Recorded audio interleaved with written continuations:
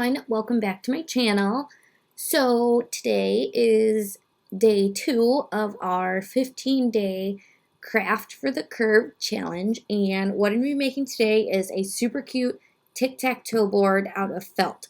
So here in Design Space, what I did was searched Tic Tac Toe because there's different options, and we're going to use this one right here. Now if you have Cricut access, this is included. If you don't, I'm not entirely sure what the cost is, but you can create this out of basic shapes if you want to. Since I have access, I'm just going to use this one. So I am going to put that on my mat. Now this makes a 9x9 tic-tac-toe board, and you can use any color felt that you have. Now, what it calls for is some craft foam, which I'm not going to use. What I'm going to do is I'm going to cut this piece out of felt, and then I'm going to cut this piece out of felt as well. But I'm going to take this square right here, this backing square, and I'm going to duplicate it. And then I'll just change the color, because what I'm going to do is I'm actually going to use a piece of craft board to put a backing on there. So everything's here. All of the pieces, everything for the board. And when we do this, I'm going to move that to the front. We're going to send that to the back. When we do this and we assemble our board, it will look like this. And our tic-tac-toe pieces will stick right on there. This is great for kids. They can't, tear it apart or rip the pieces. My kiddos love playing tic-tac-toe, so this is great. It'd be super fun for on the go too if you wanted to stick it in a bag and take it to a restaurant or wherever you need to take it. So it's very versatile being made out of felt. You can find some super cute patterns too. So what I'm going to do is I'm going to send this to my maker to cut. It will cut using the rotary blade. And once it's cut out, I will show you how to put it together. So one little trick that I've learned since having my maker and working with felt is that felt gets your mat super messy. So a trick for that is using some transfer tape.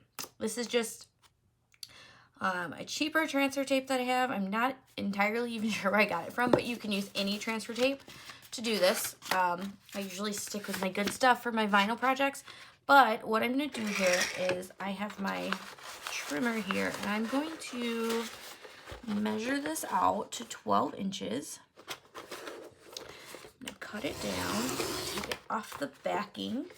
I'm going to show you a little trick for keeping your mat clean. Now, I'm not using the fabric grip mat because I'm putting the transfer tape on it, so it doesn't make too much of a difference. This is just the Paper Studio mat from Hobby Lobby, which I actually really like. So what you're going to do, now this gets a little tricky. I'm going to grab my large scraper. I'm going to stick my transfer tape this side down, so the sticky part of your transfer tape will be sticking up when we're done with this.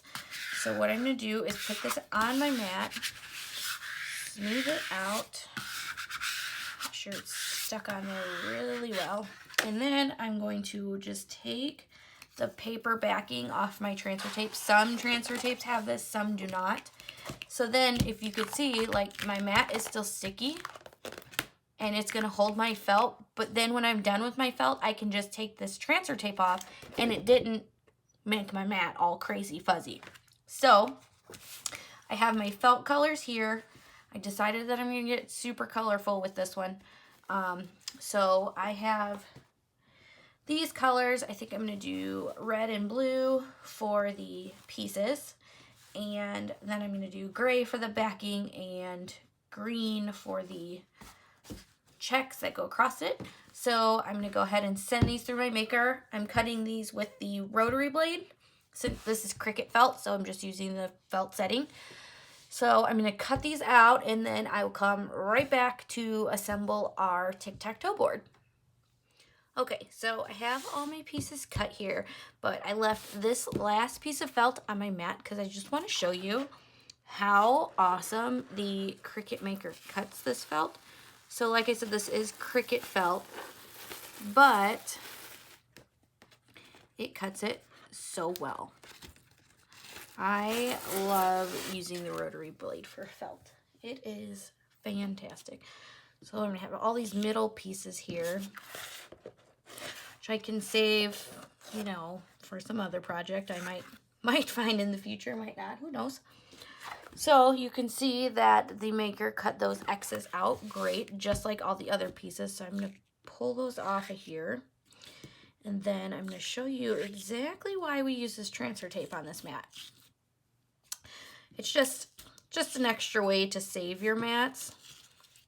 I know with the fabric mat, you get a lot of these fuzzies left on there.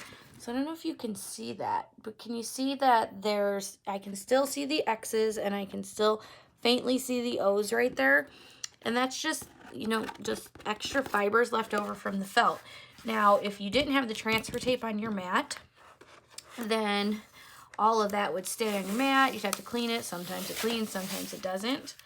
But when we use the transfer tape, it's going to cut into it with the rotary blade, which is okay.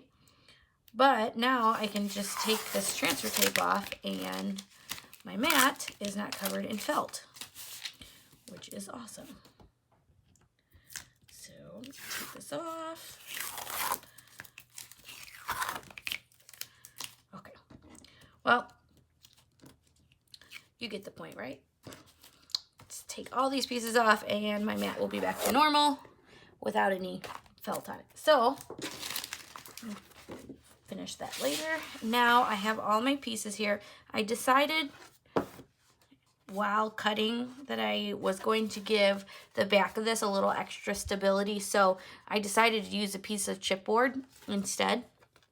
I think that's a crafter thing. We kind of just make decisions on a whim sometimes. So I just cut that with my paper trimmer that I have. I cut chipboard a lot with that, so I did that. So now we have all of our pieces, and the only other thing you're going to need is a glue gun. Now, you can use felt glue as well. I don't have any of that. I don't use felt very often, so I am just going to use my glue gun here. With this one, I'm just going to kind of do two sides so I can get it on before it dries. Do it in thin pieces. We're gluing it on the wrong way. All right, so we're going to stick it down just like that. Kind of smooth it out. Make sure it's stuck on there. Yep. Now I'm going to turn it around and get some more in the middle and do the other corners. Just like this.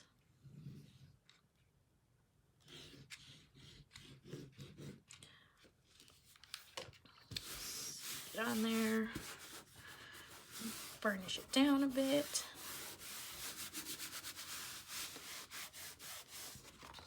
Just like that. And do the same thing with all these other pieces. Let's make sure we line this one up right. Just like that. So I think I'll do is leave that sitting there and kind of just work from corner to corner here. So we can get all of these sides, all of these squares stuck down here. Just like that.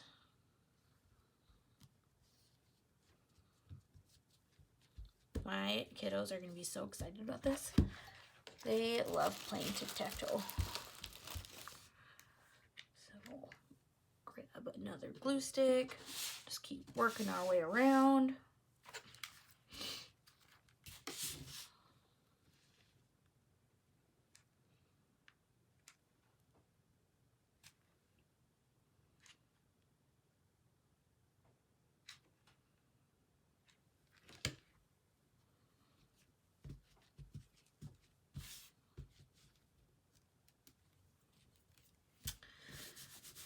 Super, super simple. I mean, it cut out in probably about 10 minutes. You could do this with paper too if you didn't want to you didn't have felt, you could absolutely do this with paper. Or chipboard, you can do chipboard, make it a little more sturdy. You can cut all of these pieces out in chipboard. Glue it together. I have one that's a little, that one would be a lot more sturdy if we did the whole thing in chipboard. Chipboard pieces as well.